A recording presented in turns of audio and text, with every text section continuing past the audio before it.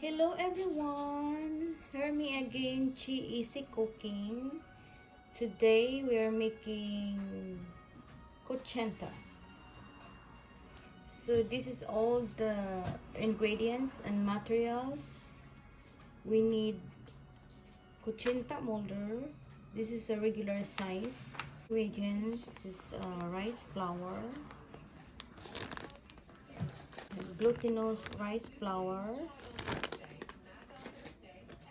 Where's lay water? Dark kind of brown sugar, so that I didn't need to put color in it. Some rice flour, glutinous rice flour, 4 cups or 1 pack, 1 pound. Cup of brown sugar. We have 5 cups of water. Mix it together. Until there is no clumps.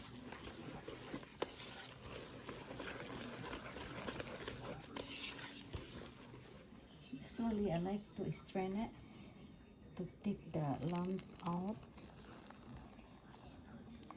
from the powder or from the brown sugar. Make sure that it is really fine liquid.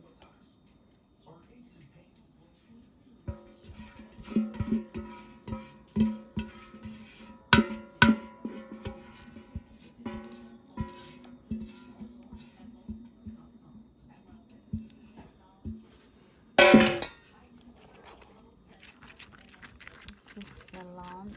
See the brown sugar and the liquid clumps, so that we avoid to eat that in our KUTCHINTA. That came from the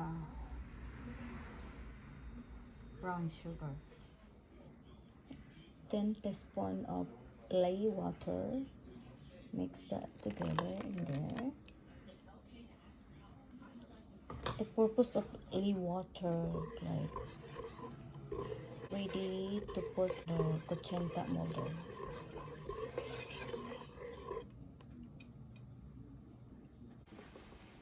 Bago natin nilagay sa KUTCHINTA muffin molder, lagyan natin muna na non-stick. This, I put some oil in this.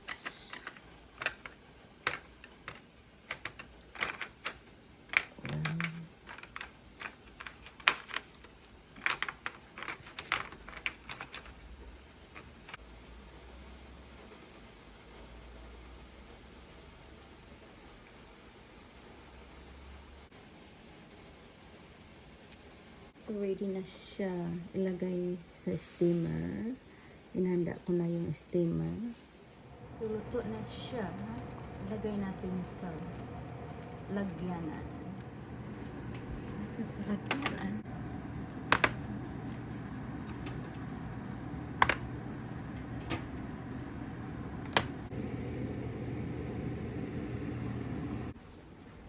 So nag-cool down na siya.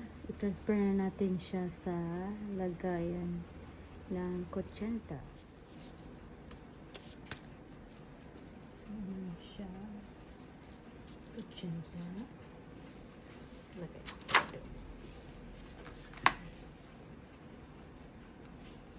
Kasi mag-i-stick siya. Ano na yun? At ano.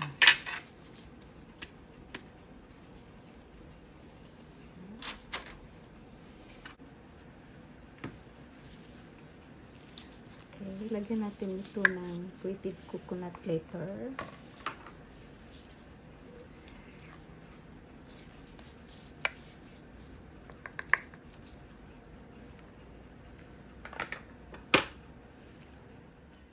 Grated coconut.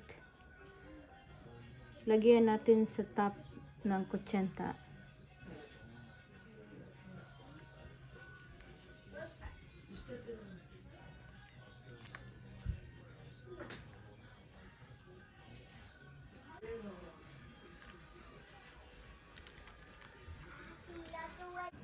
So our kuchinta is ready.